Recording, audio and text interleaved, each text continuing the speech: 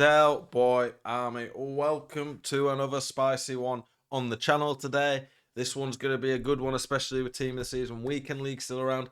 It is about 5 ways you can win more games on FIFA 21 and just FIFA in general. There's going to be some good general FIFA tips here that are going to help you moving into FIFA 22 and onwards. This one today is not going to be specifically gameplay. I've done quite a few gameplay videos recently. This is one more under the hood, mental side of things, and just general tips that will improve your Ultimate Team experience. Let's get into it. So you've got your team here, but a lot of people, when I do coaching sessions, if you're interested in coaching session where you get a one-on-one hour with me, I can specifically look at your gameplay and help you improve. Link in the description below to book that in with me. One of the things I see a lot is that people's settings are wrong. So the first thing we're going to do is we're going to have a look at the settings. That's number one. Make sure you've got your settings right and settings that suit you. So I'm going to quickly talk through mine. I'm not going to go in depth. I've done videos specifically on that. But in case you missed it, you can have a quick look at mine. Hide the FIFA trainer. Unless you are completely new and a complete beginner to the game, you want to hide it because it's just distraction on screen when it's showing the arrow of where you're aiming. Time finishing, you don't need it on. I rarely use it. You could probably put it off unless you just want to mess around with it sometimes. Next player switch indicator. If you want to improve, you need that on. That basically tells you who your second man press with or who your L1 will switch to. You want any sort of assistance pretty much on this game for the most part. Unfortunately, it's just the way it works. Auto switching, you do not want that on auto because if it's on auto, it'll switch for you. You probably don't want it on manual. You want it on air balls and loose balls so it helps you deal with crosses. I would never have this on high, but I have it on none, but low might be better for some. Jockey, you definitely want it on assisted. Auto flare pass clearances, I have it off. Auto shots you want on because it'll only do one if it's going to score for you. Some use contextual agile dribbling on or off. This is one where you need to experiment with it yourself. I prefer it off. I feel the dribbling's a bit more natural with it off, but with it on, it does do some funky touches that can help you sometimes. Experiment with both. I've only ever used player relative. They added ball relative when I was already used to player relative and I liked it, but again, experiment with which one works for you. Then you pretty much want assisted for all those. Analog sprint, I have it off. And then the buttons, just whatever works for you that you feel comfortable with. You then also need to have a look at the camera settings. For me, telebroadcast on the default settings has always been one that I found very useful and works very well for me. But yeah, again, experiment. You might want to change the zoom, change the actual settings. I would only go with telebroadcast or co-op probably. Classic you can, but I don't really like it as much. The EA Sports game cam looks kind of cool for presentation, but not for online competitive games. But getting those settings right is an important start because a lot of people honestly are held back by just having weird settings that just distract them and don't work as well in game, and sometimes hinder them in terms of the actual gameplay. Anyone tried any of these Serie A tots and like them, let me know. Fellaini looks quite interesting. I like that they give us some cool cards like that.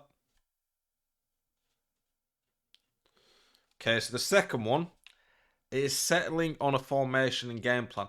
I say this quite a bit because it's so important. So many people that I talk to say, oh, 1 week Zell, I tried this formation, didn't like it, so I tried this and I liked it, but then I lost a few games, so I tried this, and then I went to this, and it just hinders them. If you never stick to a formation, you are never going to really get better, because when you stick to a formation and game plan, you start to learn the nuances of it more, you learn the strengths of it, the weaknesses, how to deal with that. The player, this is a particularly important one, you learn the movement and player runs, how they're going to work. If you don't stick to one, you're never going to get this. So honestly, it's really important. Stick to one. This is mine. I'm not going to go into the actual tactics. I'll show you my instructions for the 4-4-2 quick, because apparently I missed that on yesterday's video. But these are my tactics. Having a game plan where you know when you're going to be at every minute of the game is important. If you want more depth on this, go into my video from yesterday where I talked about that and showed you guys specifically all my tactics and game plan in depth. But the instructions for anyone who missed it yesterday, this is the 4-4-2. So you can see it here. I think I did it in the video. People say I didn't. So again, here you go. Defense will stay back. Come back, get behind, get to box on the wingers. Balance, cover centre on the CDMs. Stay central, stay forward on the strikers. So, yep, Number 2, sticking to a formation game plan is going to be massive for you. Number 3, use the meta skill moves. Use 4-star skillers. Being predictable is one of the main things that holds people back. That once they get to a decent level, they start to struggle because anyone good at the game who knows how to defend against the general predictable things is going to be able to shut them out. And you don't want to be predictable because then it just becomes a nightmare to score goals. So having 4-star skills instantly makes you, even if you don't use skills a lot, just having someone who can do 4-star skills is going to make a big difference in the attack because they're going to have to think about that scoop turn, the lack of care. 5-star skills even better. I rarely use that many 5-star skills. I'll use the Elastico sometimes, reverse flip flap, running scoop turn, but I don't use them a lot. It just helps by making people think a bit more about it. If you have a 3-star skill attacker, it's going to hold you back. The meta skills that I would recommend: ball roll, just for protecting the ball and take it around the keeper in one-on-ones. Bridge, directional nutmeg, lacroquette cancel, scoop turn, running scoop turn, and sometimes the Elastico, and occasionally, if they dive in around the box, the roulette.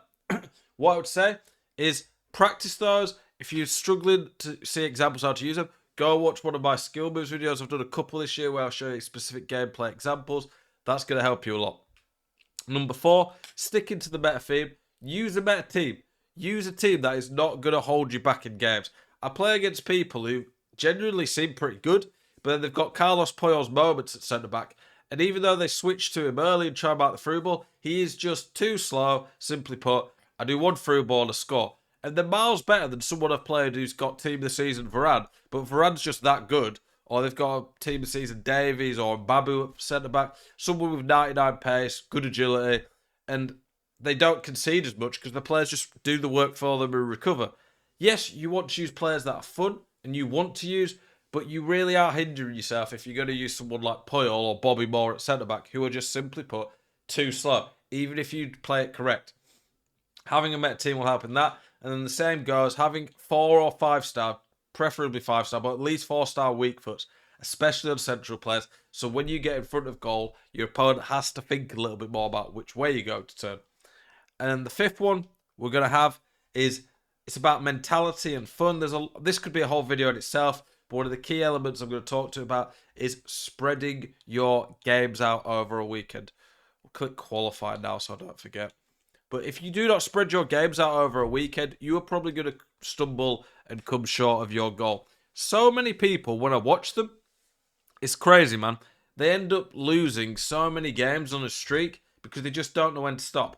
I don't stick to this often, but just because I've got a wife, busy life on weekends a lot of the time, and I just play when it suits me. But the ideal schedule, I would say, for most people would be 7 or 8 games on a Friday, 7 or 8 on a Saturday to get to about 15, and then finish them on a Sunday. Obviously, not everyone can stick to a schedule like that. You might have a busy life that weekend too. You might work weekends.